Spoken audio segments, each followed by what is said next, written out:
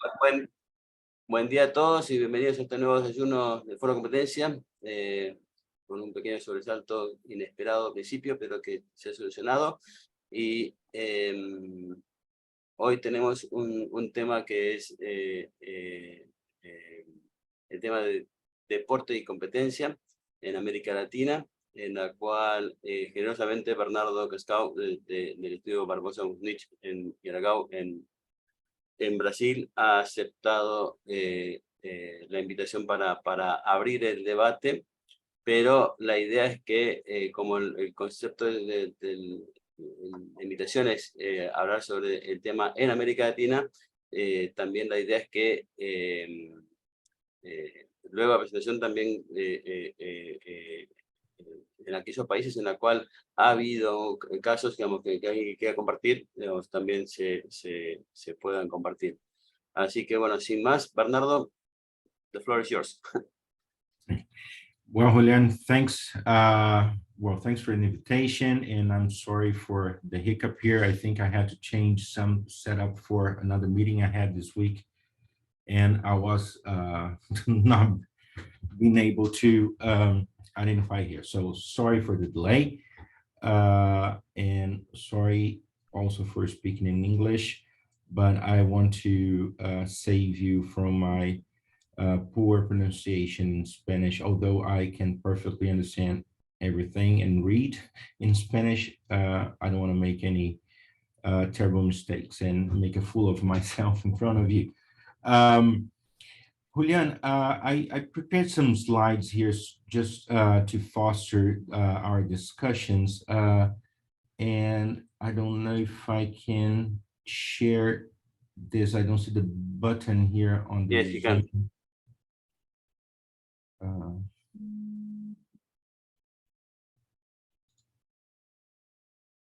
Yes, it's not appearing here on the screen I have.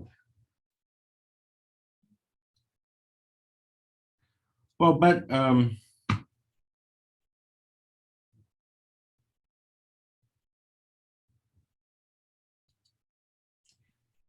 don't know where is the button. There you go again. Oh, there you go.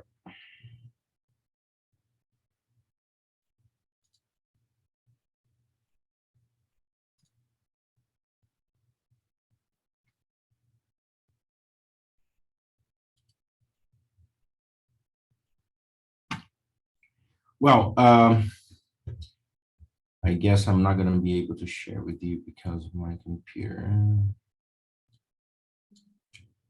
It's fine.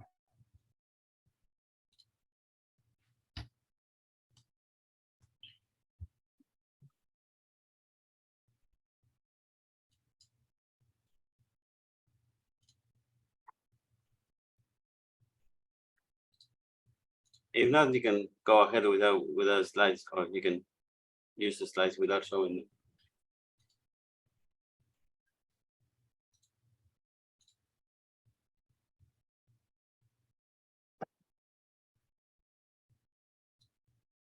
There you go.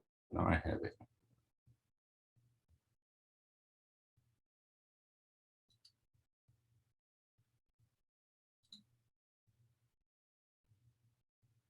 Can you see now? Yes. All right, great.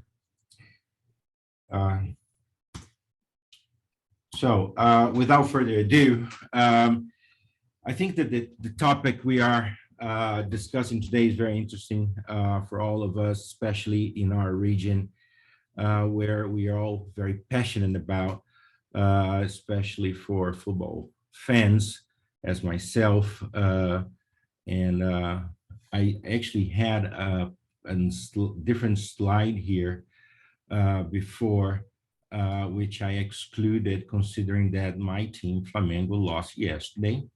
But in any event, I think we are ahead of some great discussions, and which are ongoing globally. On this sense, we have some issues being ongoing in Europe, where You have the whole issue on the Superliga. You have in the US the discussion on the PGA Tour. And in Brazil, there was a law. But since 1997, we have here in Brazil cases, and I also know some cases, learn about some cases in different Latin American countries. And I'm not going to make very specific about Brazil. I'm trying to make this as broad as possible. And for that matter, I think I'm going to try to cover mostly the broad concepts that are treated on these cases. And so the big issue is that whenever we deal with a very sensitive activity, and when we talk about sports, this touches with passion, sometimes it touches with politics, and you have a very large number of consumers who are quite interested in following these activities. So there's this big debate on the application of competition law and in sports. And I think that so far the authorities have been very careful on making a separation between what is competition law and how far competition law should assess these activities or intervene in them, and what is competition in sports, because some of the cases which are brought to the authorities or courts, sometimes they mix these two different concepts. So we see what we see here on those cases, behavioral side, the discussions, they involve the coordination to promote sports and championships. This is not different from what we have seen in other jurisdictions apart from Latin America. The main discussion is the intersection between those championships and broadcasting tickets, and those subjects have sparked most of the cases we have in our region. The effects of certain conducts on the athletic performance. Although the authorities, they separate competition law and the competition in the sports event, of course, the marketing effects and the money that clubs and athletes can get, of course, intervene in their performance. There are also cases on wage fixing and limitations on athletes' transfers.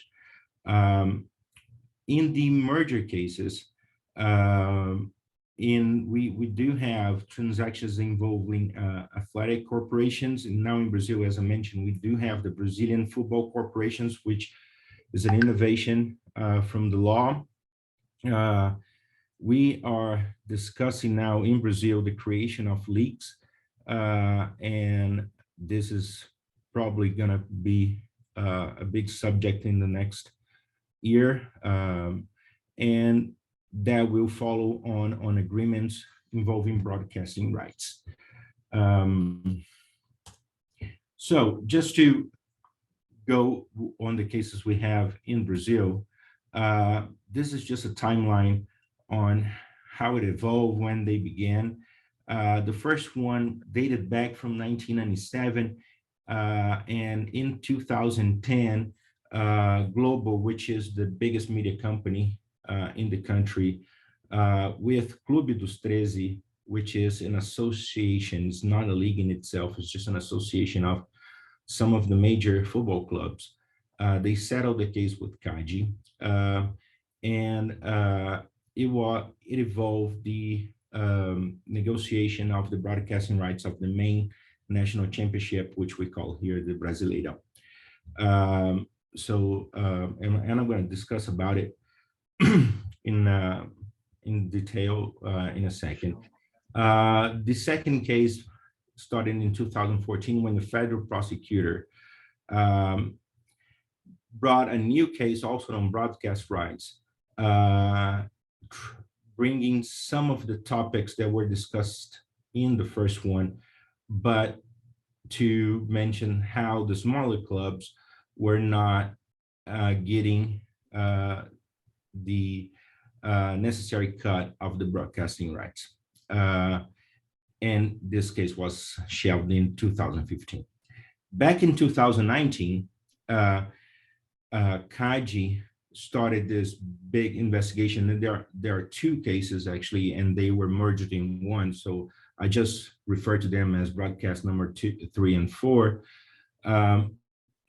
because in between those cases, actually in 2020, there was a change in law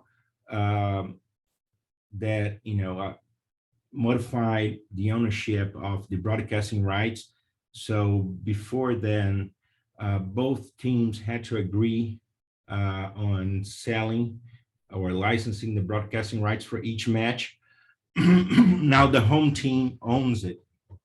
And therefore, CAGI launched this investigation to assess whether the previous analysis would still apply and would make sense. And of course, but this came about in a context where there was a lot of discussions on how the football environment had to undergo certain changes to evolve. And in 2022, last year, CAGI started gun jumping investigations, issuing RFIs to certain clubs to asking whether the investment received in the corporations should have been filed or not. And so far we have in Brazil, Cruzeiro, Vasco, and Botafogo. They received those RFIs from CAGI, and I believe the biggest other SAF case we have is Bahia, and I'm not aware if they have been questioned by CAGI.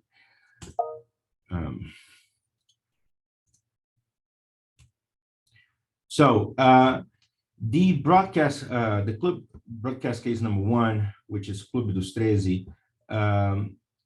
So the theory of harm brought about CAGI's general attorney at the time, and remember this dates back 1997, was that the clubs colluded to negotiate the licensing of the broadcasting rights, and so the championship at the time, if I'm not mistaken, had 20 clubs, 20 or 24, but only the biggest ones, and actually there were more than 13 at the time.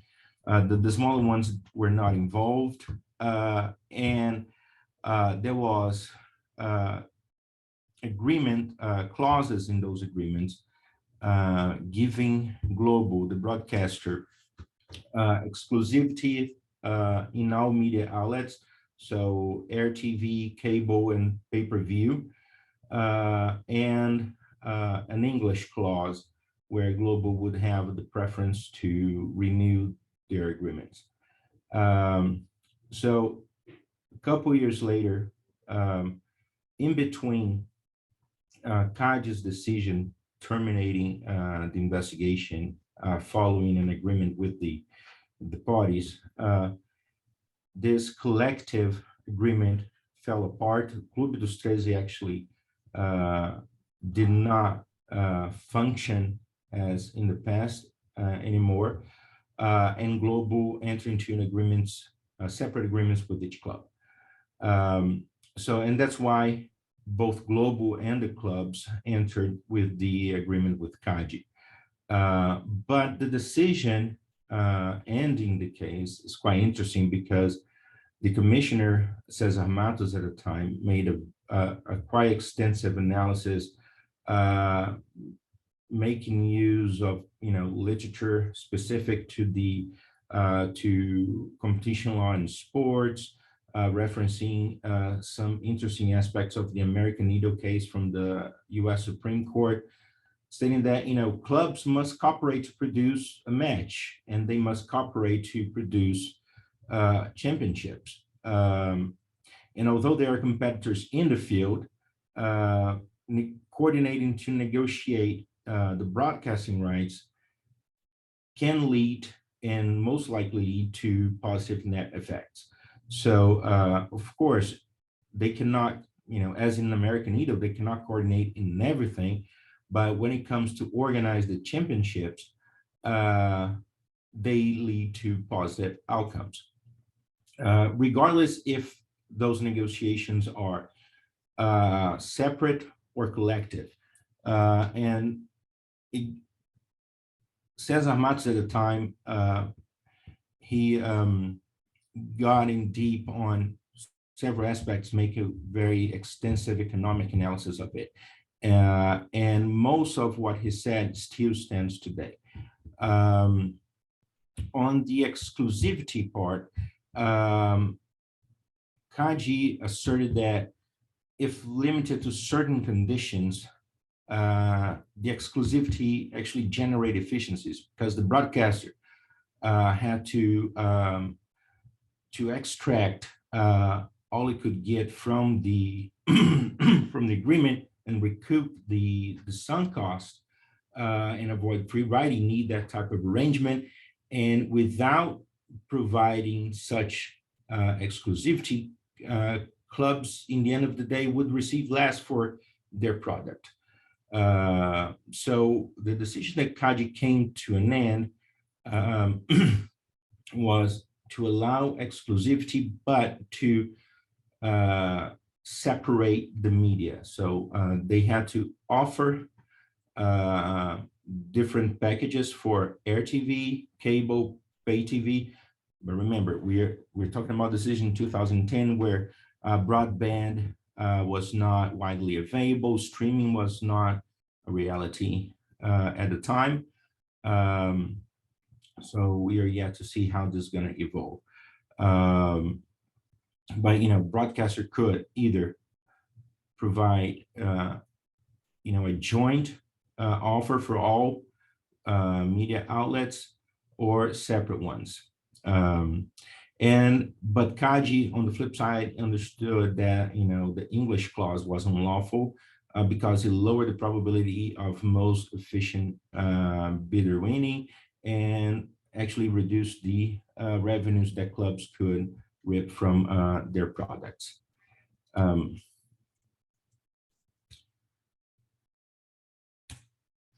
Well, the second case came shortly after, in 2014, where the prosecutor focused on the discrimination of the smaller clubs and put a lot of emphasis on the violation on the principle of solidarity. And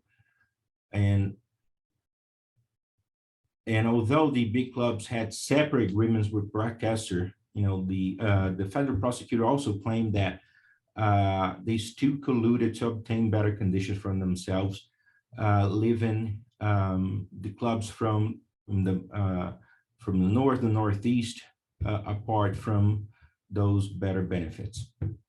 And at the time, the general superintendent shelved the investigation not long after, saying that the effects on athletic performance fall outside the scope of CADE's jurisdiction, although, of course, how much money the clubs can get from broadcasting has an immediate effect of that.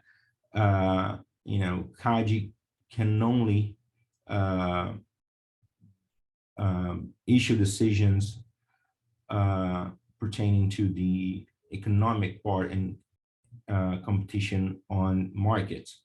And on the other section, the Eduardo Frade at the time mentioned also that the joint negotiations to license the broadcasting rights can lead to efficiency, and that doesn't change, restating what Cesar Matos had mentioned in the previous ruling.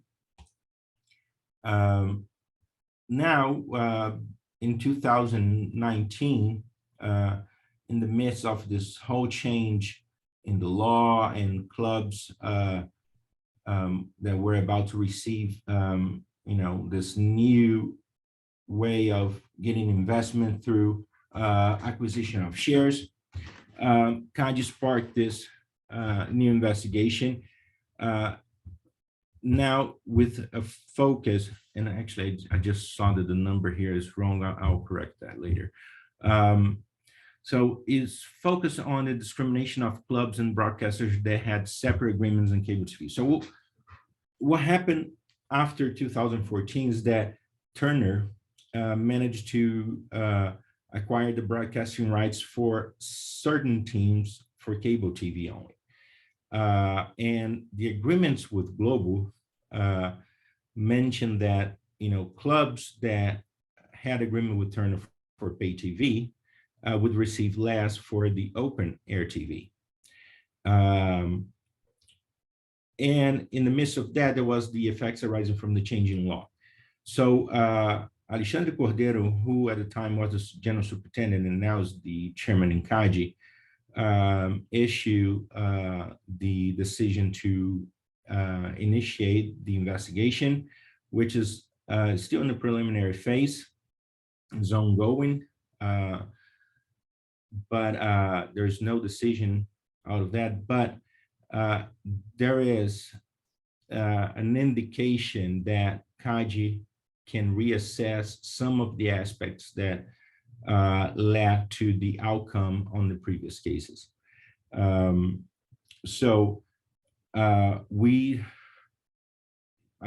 It's early to say if CADE will, in fact, uphold the long-standing practice of avoiding to intervene on the sports competition in sports, deriving from the other aspects of, and on the business aspects and how it interact with the athletic performance, because this was one of the, again, the main issues that clubs as respondents in market test brought to CADE. So this is for us yet to see how it's gonna happen.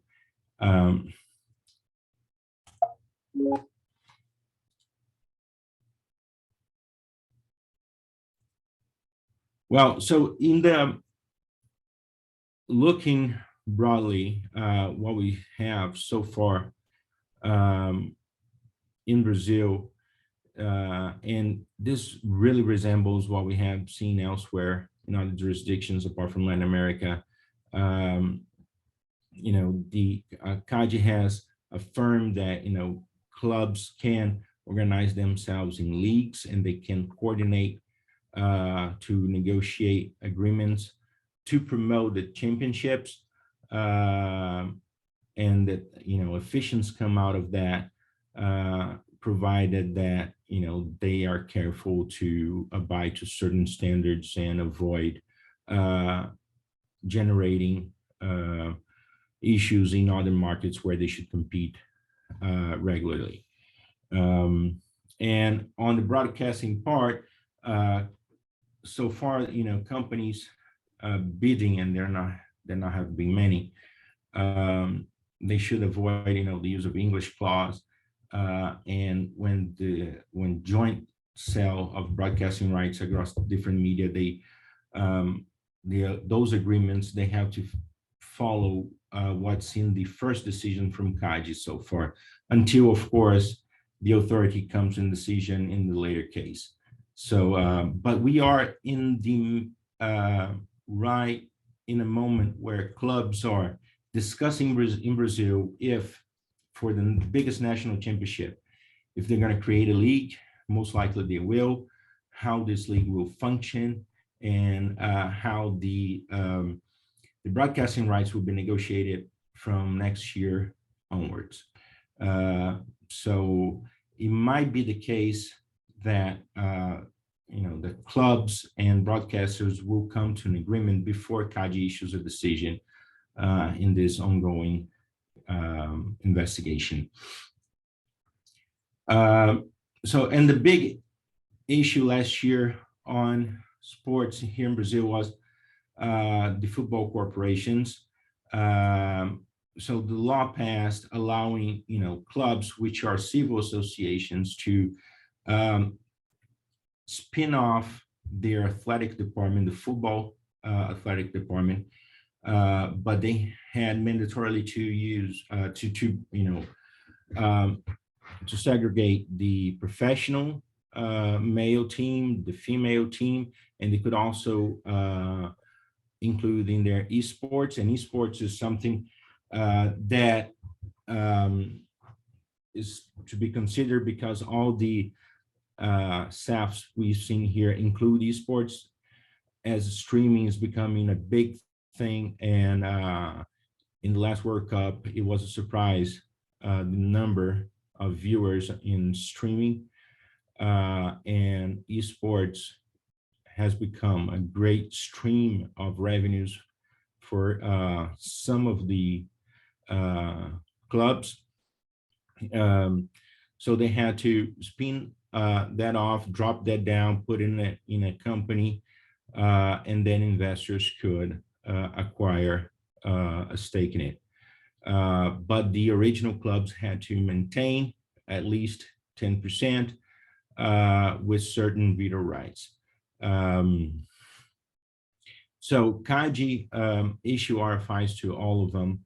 Well, for the clubs who did that, and to ask if those transactions were subject to the mandatory notification. And the whole discussion at the time is that, and we do not, actually, I do not know how this came about, but some people said that, well, clubs are athletic associations and we do not have any economic activity, and therefore we're not subject to merger review, although they have revenues which most of them meet the lower threshold in Brazil, which is 75 million reais. If I'm not mistaken, only 2 clubs in Brazil meet the highest one, which are Flamengo and Palmeiras, the 750 million reais, 750 million. So most of them said, all right, well, we are an association and we do not have to file. And CADE officials voiced in different outlets their concern about this, saying that the fact that you are that you do not this for profit doesn't give you a waiver from not complying with the obligation to notify, so on and so forth. So they issued the RFIs to those clubs. We assisted, actually BMA, we have worked in the creation of 3 of them and assisted in all cases before CADE, alongside some other firms. But and in the end of the day, CADE shelved those investigations because the notification thresholds were not met. Although the mere fact that CADE began those investigations and had a special event in Brasilia just to talk about it demonstrates how important the issue is for the authority right now. So this whole, the public interest surrounding sports and football, specifically in Brazil, in this period has caught the attention from the competition bar, from the authorities. So we're going to see some movement now, especially with the creation of the league, which is coming up.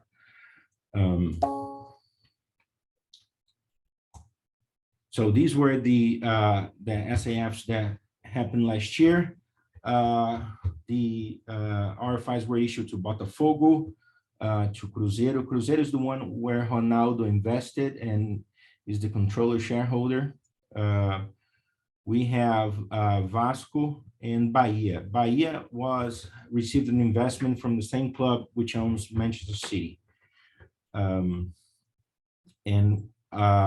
we are not aware of any RFIs issued to Bahia or if they have notified yet. But, of course, the transaction only needs to be notified before, just closing requires CADE approval. So getting out of Brazil, I'm just trying to cover here the cases that I know about, and I pardon myself, I'm not going to delve into, specifics of each jurisdiction, because of course I do not know the law, and but there are some interesting aspects here to discuss. There's a wage fixing case in Mexico, imposing in salary limits to female soccer players. This is quite a thing. Interesting discussion we could have here is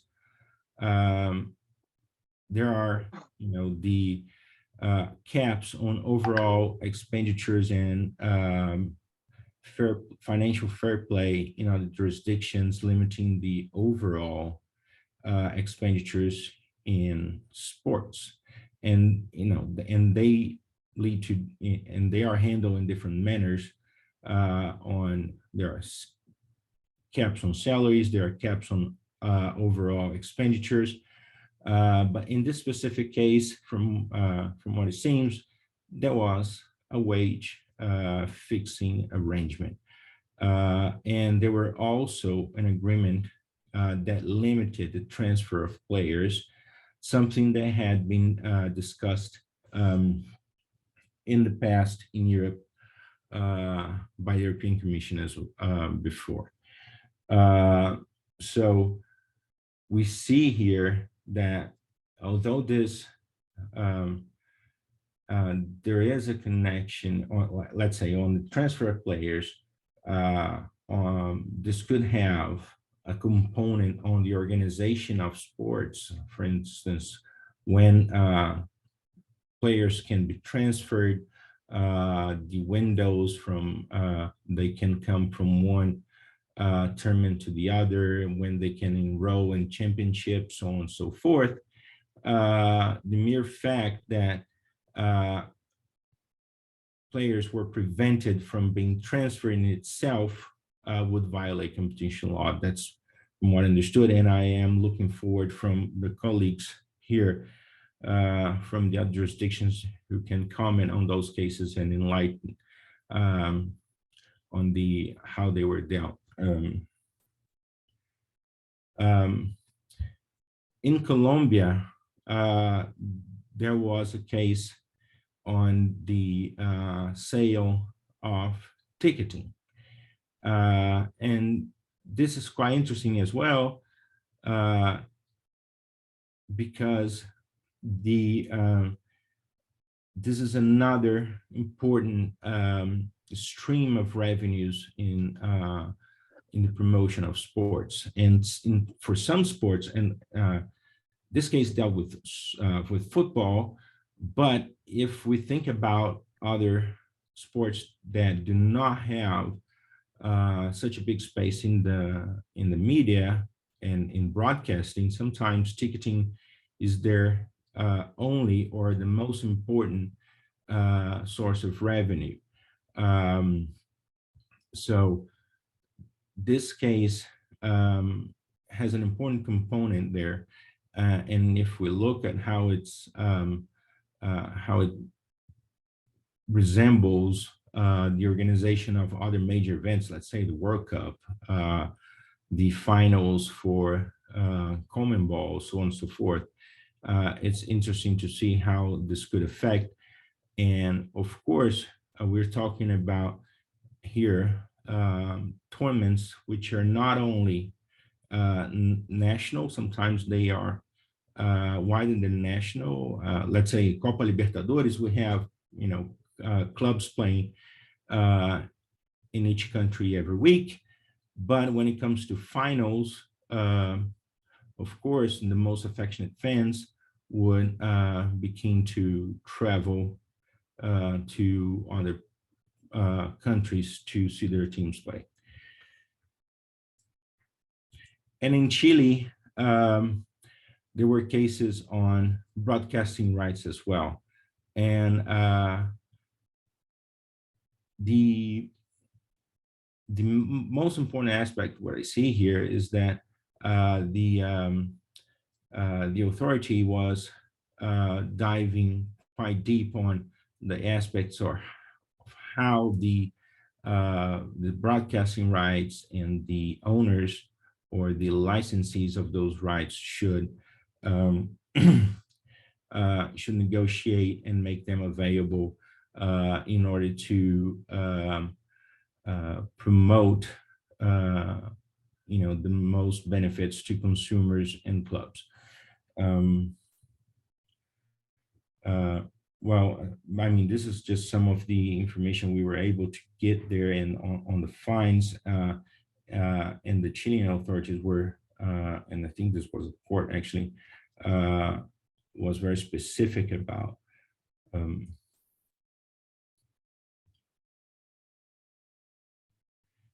Well, those are some of the cases that we managed to map here in Latin America, and I'm sorry if I don't know other ongoing cases, and I'm really happy to hear from you. I just wanted to put back here on this specific slide here, which I think summarizes the key aspects we have, and which seem common to all jurisdictions. And so the biggest challenge is to authorities and us, for all of us who are interested in the subject, is how to avoid having competition law unduly intervening on championships and performance in sports, although, of course, funding is of paramount importance to that. And of course, there are certain conducts which would not be permissible in any other market, which are tolerable when it comes to sports, because it produces efficiencies. And in the cases we have seen here, the authorities, they have mostly focused on the efficiency aspects, although in Europe, you can see a lot of public interest aspects being more dealt with, especially on doping cases, freedom of movement, so on and so forth. So I'm looking forward to see what is coming next. Next year, we're going to have some interesting debates. There are good cases globally. And well, thank you for patience. Sorry for my technical problems, and I am very keen of receiving here your questions and happy to discuss with you. Muchas gracias, Bernardo. Ha sido muy completo y definitivamente la experiencia de Brasil es un punto de referencia importante para la región. Me gustaría ver si ahí tiene un comentario, pregunta, crítica, o quisiera expandir un poco sobre los casos también que tiene en sus jurisdicciones respecto de cómo está evolucionando estos temas en la región.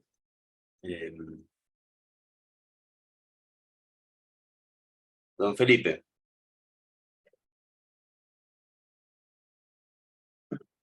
Muchas gracias, muy interesante.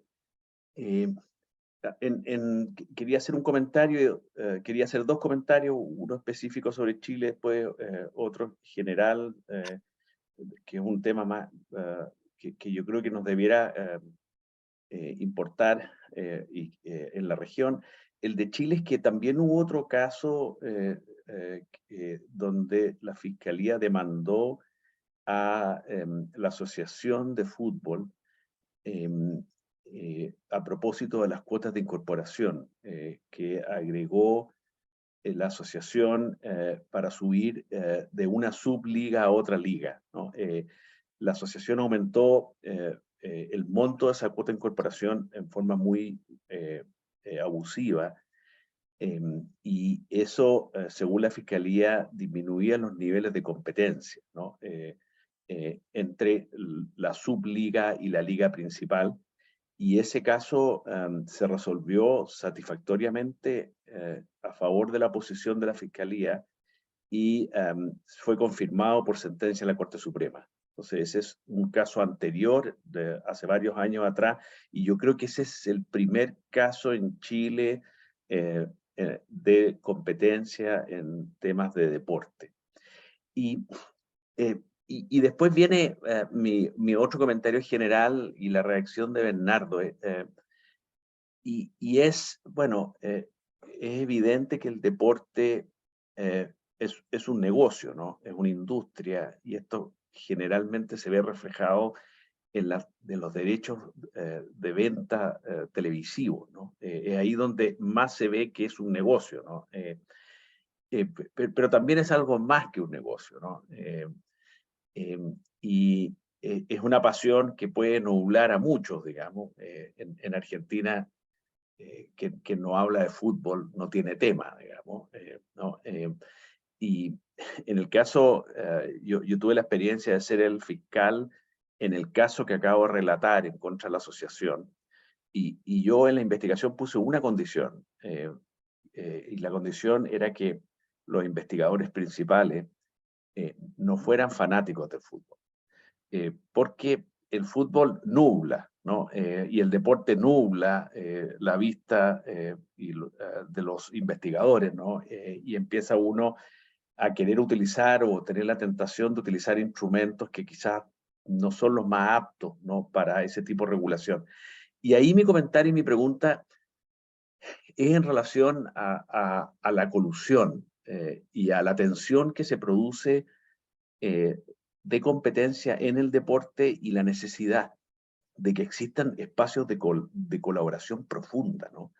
Especialmente cuando el botín son las transmisiones televisivas, ¿no? Y entonces tú tienes que repartirte ese botín entre los clubes que participan, que es una cosa muy compleja de hacer, ¿no? Y ahí mi principal tema, más que en temas de abuso o en temas de fusiones, es la complicación de tener una figura per se sin un sistema de autorización en el sistema de competencia, como sería algo así como el 101 párrafo 3, ¿no? Europeo, ¿no? Y hasta qué punto esa regla per se, estábamos viendo, Bernardo contaba los casos de eficiencia o las respuestas de eficiencia frente a algunos casos que tenían aspectos de colusión, puede limitar justamente esa capacidad de defenderse de esa forma. Y bueno, ¿hasta qué punto debiera tener el deporte un cierto estatus especial, digamos, por la necesidad de colaboración para crear los torneos, ¿no? Y si no tienes una excepción o un régimen de excepción, ¿hasta qué punto tienes que crear o se te pueden producir conflictos justamente por lo estricto de la regla per se? Muchas gracias. Felipe, again, understood everything. Let me try to reply in English. Great comments, and I think you touched on the most relevant aspects on the discussion. Those two cases, the case you mentioned in Chile was quite interesting because the courts actually was talking about how clubs were being demoted or promoted between the two leagues, and there was a second case on was it the Tabla Ponderada case, wasn't it, in 2021, if I'm not mistaken. But the other aspects that you were talking about on application of efficiencies on the collusive aspects, I think that the European Commission will have, not the Commission, I'm sorry, the European Court of Justice will deal with that in the Superliga case. I am going to share with you here in the chat a link for an article from Giorgio Monti commenting on the Attorney General opinion on this specific case, because the Spanish court deferred, actually sent some questions to the European Court of Justice on those aspects. So when you look how the European cases were construed, since the Belgian soccer player, the Mecca Medina, and then the skating association case, what they say is that any restriction on competition, actual competition on the markets, are permissible if needed to promote the objectives of sport. So there is a need to balance proportionality, and it needs to be reasonable. But when you talk about collusive behavior, and the issue on the Superliga case is that there's a doubt whether it would be brought on the 101 or 102, actually 102 or 103.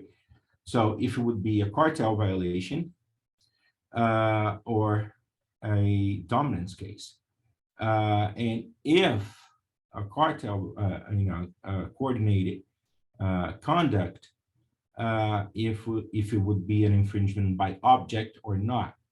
And there is a legal discussion, because if it's an infringement by object, the set of arguments you use, I mean, legally speaking, you don't evolve to the analysis of the facts. So, and therefore efficiencies would not play a role in those, in that assessment, as opposed to if you have to demonstrate effects, efficiencies could countervail and therefore make the conduct legit. On the other side, if it's a case on dominance, the efficiency defense is not the aspect, would not be the proper defense, but rather an allegation on public interest, which the Commission applies the whole treaty rather than just the section on competition law. Of course, I don't want to be saying anything mistaken about European law here, but this is what I understood from the articles and texts I read and the Attorney General opinion there. But the issue is, it's very hard to segregate those aspects because they all mix. I mean, you mix passion, you mix like how the European football is organized through UEFA, the solidarity because money flows from the big clubs to the smaller ones, and how the Champions League should promote competition among countries, so on and so forth. So I think those aspects will be dealt by the European Court of Justice, and it's going to be an interesting case to follow. And a lot of people are commenting on that, not only lawyers, many economists as well. I'm going to share here the link for the Giorgio Monti article. It's quite interesting. I thought this was the easiest one to read. The other ones, they are quite heavy on economics. Of course, I'm not an economist, so economists might enjoy it. un comentario en función del caso que comentaba Bernardo del caso Bosman, y en función de lo que decía Felipe sobre el tema de broadcasting rights. Cuando sale el caso Bosman en el 95, diciembre del 95, la UEFA dice, bueno, la Unión Europea en ese momento eran 15 países, nosotros somos muchos más, con lo cual la Unión Europea no nos va a decir a nosotros cómo implementar nuestro sistema de fútbol. Además había un principio rector que decía que no se pueden judicializar las cuestiones del fútbol. Y el caso Bosman tenía un fuertísimo componente de tema antitrust. De hecho, en el dictamen del procurador le dedica gran parte al tema antitrust, pero finalmente la Corte dice, bueno, se resuelve con un tema de libertad de circulación de trabajadores. La UEFA se rehúsa a obedecer ese fallo porque decía que era más grande. Entonces, la solución que encontró la Comisión Europea fue empezar a investigar los derechos de televisación, porque ahí no había ninguna duda que era una actividad comercial y que era un tema de jurisdicción europea. Y ahí ya la UEFA dijo, bueno, está bien, podemos conversar acerca de cambiar las reglas con respecto al mercado de transferencia de jugadores. Y con el otro punto, con el tema de la pasión, hay un club en Argentina que ha generado dos cuestiones totalmente inéditas en muy poco tiempo. En una es que se declaró un estado, digamos, se levantó un estado de sitio. ¿Se acuerdan que en diciembre del 2001 Argentina tuvo 5 presidentes en una semana? En medio de todo ese caos había estado de sitio y se levantó específicamente para permitir que este equipo salga campeón. O sea, como equipo afectado, me causó mucha sorpresa saber que ya se sabía, que a pesar de que había otro equipo que tenía chances de ser campeón, de que se levantaba el estado de sitio solamente para que este equipo salga campeón, que no salga campeón hace 70.000 años. Y este mismo equipo después entra en quiebra, decretada la quiebra, digamos, el síndico sale diciendo que el club dejó de existir, y la solución fue sacar una ley para la cual se dice los clubes no quiebran, con lo cual los clubes de fútbol en Argentina ya no quiebran más. Con lo cual el punto también de cómo la pasión puede llegar a distorsionar un poco el análisis objetivo de estos temas es a veces puede ser muy fuerte. No sé si alguno más que compartir un comentario o compartir cómo ha ido el tema en sus propias producciones. Tania. Hola Julián, ¿qué tal? Hola amigos, un abrazo muy fuerte a cada uno de ustedes, espero se encuentren bien y sus familias asimismo. Bueno, el caso es que en el Perú tenemos algo muy reciente y me gustaría compartir, porque es muy interesante en base a todo, y felicito la ponencia de nuestro colega Bernardo Cascão, que le envío un saludo cariñoso desde Lima, Perú. Tenemos un caso muy reciente en Perú, con motivo de la actualización del reglamento, digamos, las normas estatutarias federativas.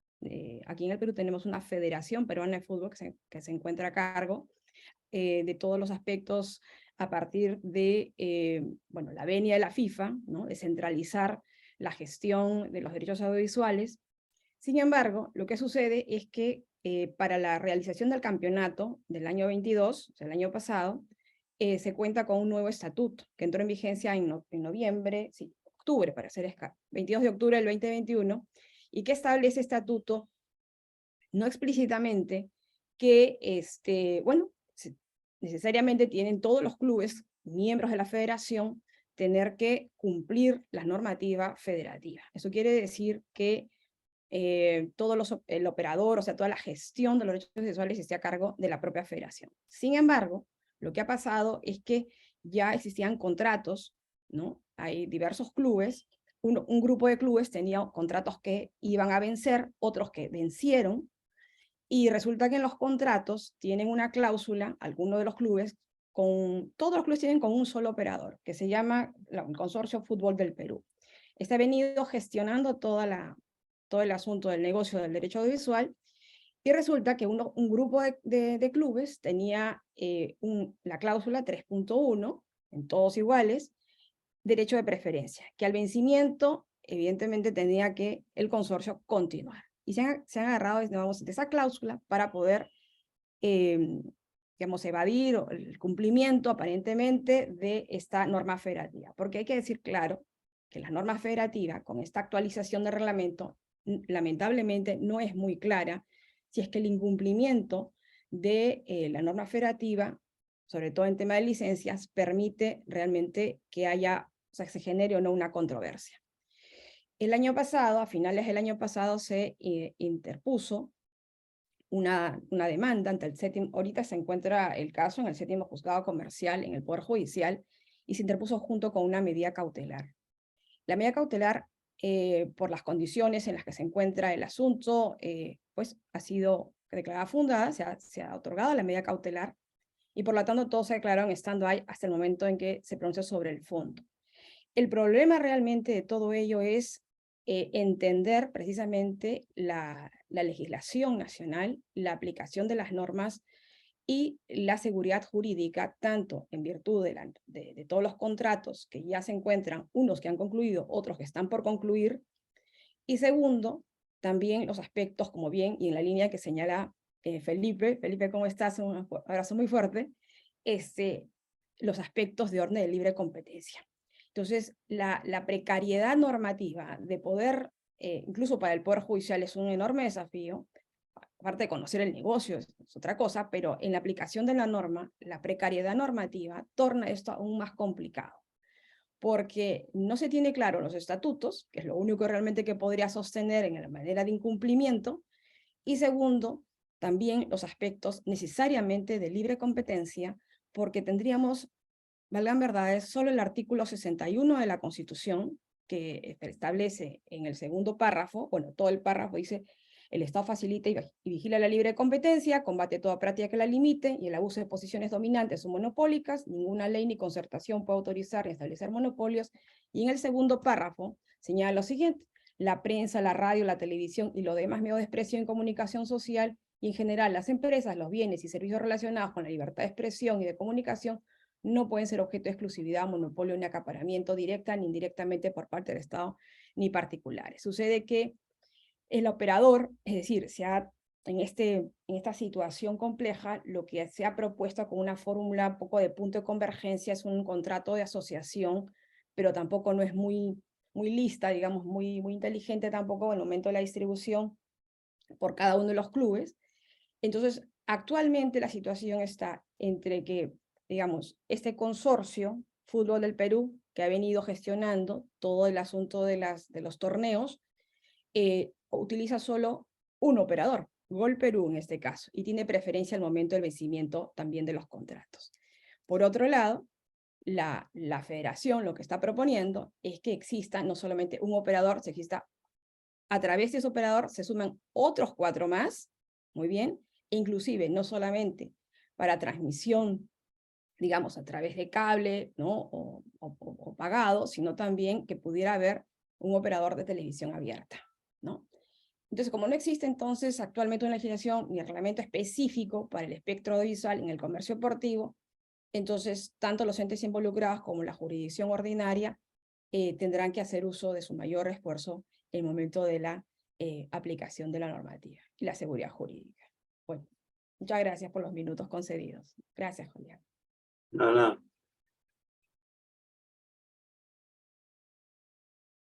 Alfonso. Gracias, Julián. Un cordial saludo para el Foro Competencia, para Felipe, para Esteban, para todos los que están conectados, Alejandro. Yo quería que Pablo Márquez hiciera comentarios sobre los casos últimos en los que él ha participado, pero ya no está. En Colombia, el tema de libre competencia en el deporte ha tenido algún desarrollo, como Bernardo ahí lo señaló, el caso de Ticket ya es un caso muy emblemático, pero hay otros casos. Está el caso, por ejemplo, de OS Asociados, que es relacionado precisamente con el Mundial de Brasil, en el cual OS Asociados, que era como la empresa que ganó como la licitación para vender los tiquetes, entonces ellos hicieron una venta atada y dijeron que la única forma de ver el partido Colombia-Brasil creo que era comprando otros 2 partidos, Colombia-Venezuela y bueno, otro partido en el que pues había mucha gente que solamente quería comprar el tiquete Colombia-Brasil y pues los asociados a través de una venta atada la obligaba a que fuera comprado en un combo. Típica venta atada, la superintendencia encontró pues que los asociados naturalmente tenía posición de dominio en el mercado y los condenó por abuso de la posición dominante en el mercado. También, pues, los casos, el caso en el que ha participado Pablo, que es el caso contra la Federación de Fútbol y 12 equipos de fútbol, un caso grandísimo que terminó de manera anticipada por garantías con el procedimiento que tenemos en Colombia de terminación anticipada de las investigaciones por garantías, una especie de consent decree, un settlement con la autoridad al puro inicio de la investigación en el que la acusación consistía en que los clubes generaban como una especie de lista negra de jugadores que hacían reclamos de tipo laboral, de tipo económico y no los contrataban, los ponían como en una lista negra y no los contrataban. La superintendencia pues allanó las oficinas de la Federación de Fútbol, de los equipos de fútbol, inició una investigación que prometía una gran complejidad, pero la investigación pues se las terminaron por ofrecimiento de garantías y notablemente dentro del ofrecimiento de garantías, pues como es ahora, digamos, la nueva tendencia en Colombia desde el año 2020, cuando la Superintendencia de Industria y Comercio logró que el Instituto Colombiano de Normas Técnicas, el ICONTEC, expidiera la norma técnica NTC 6378 de cumplimiento de normas de competencia. Uno de los puntos de las garantías es que las entidades pues se asuman a la norma técnica de compliance de libre competencia. Esta tendencia en Colombia pues que no es exclusiva y sobre la cual pues Felipe en el SECO hizo todo un proyecto de cómo va el compliance de libre competencia en Latinoamérica, pues se ha visto profundizado en Colombia por la expedición de las reformas del 2022, el decreto 092 de 2022 modificó la estructura de la superintendencia y creó dentro de la superintendencia delegada para la protección de la competencia, que es la que investiga, creó una dirección de cumplimiento que se encarga de la vigilancia de los condicionamientos y de las garantías en integraciones y en investigaciones de prácticas restrictivas, y también tiene otra sección en la cual ayudan a las empresas a asumirse a la norma técnica y además la superintendencia sacó su propia guía de cumplimiento de normas de competencia que está completamente alineada con el tema de la norma técnica. Precisamente o de manera coincidencial en el día de hoy que ForoCompetencia se ocupa de este tema, la Superintendencia de Industria y Comercio está allanando nuevamente las oficinas de la Federación Colombiana de Fútbol y según dice la noticia del día de hoy, están mirando el tema del fútbol femenino. Entonces, pues ya veremos, estos son temas pues de gran importancia y pues un poco de complemento sobre los casos que sí hemos tenido en Colombia y que son muy interesantes. Muchas gracias por la presentación a Bernardo. Nos encantaría tener el PowerPoint. Muchas gracias. Gustavo. Bueno, Julián, muchas gracias. Saludos a todos los compañeros del foro. No sé si hay mucho más tiempo, más que nada agradecer la presentación, agradecer la participación de todos. Solo comentar un pequeño caso. Nosotros tenemos un antecedente en lo que es televisación del fútbol. En el Paraguay tuvimos un caso de denegación de suministro. En este caso, una de las compañías, empresa distribuidora de señales de televisión, hizo una denuncia porque la empresa que estaba encargada, que en ese momento estaba, o que actualmente está explotando los derechos de televisación, al mismo tiempo estaba integrada con una empresa que distribuía, o sea, tenía los derechos y también distribuía la señal. Entonces, obviamente no tenía mucho incentivo en compartir este insumo en particular con sus competidores, ¿verdad? En el mercado abajo. Hubo una denuncia, finalmente se tomó la decisión de avanzar, se hizo una acusación. En la resolución, el directorio de la Comisión Nacional de la Competencia en Paraguay determina que existe un mercado relevante, o un mercado en sí mismo que está conformado por el fútbol, por la señal de fútbol paraguayo, es decir, no puede replicarse. Pero bueno, en un fallo controvertido finalmente terminan diciendo que si bien la ley de defensa de la competencia de Paraguay no especifica que el tipo de negación de insumo tenga que referirse a un insumo esencial, ellos dicen que ese punto no fue demostrado, entonces finalmente se absolvió a esta compañía, la cual sigue detentando la exclusividad, ¿verdad? Simplemente comentar eso como antecedente, Julián. Muchas gracias por el espacio y un saludo para todos. Buenísimo. Muchas gracias. No sé si ahí quiere comentar algo sobre el caso en México. Si no, siendo la hora ya, le damos el lugar entonces a Bernardo para que dé sus conclusiones del evento. Well, thanks, Julian, and thanks, Gustavo, Afonso, and Tanya for the comments. Gustavo, you mentioned the case where the court decided that the championship was not an essential facility. It's interesting enough, the first case we had in Brazil, Cesar Matos, the commissioner at the time, mentioned that as well. He said, well, it doesn't meet the criteria to qualify as essential facility, although it is the product of paramount importance to television. So it provided great importance to it, although it did not apply the theory of essential facility.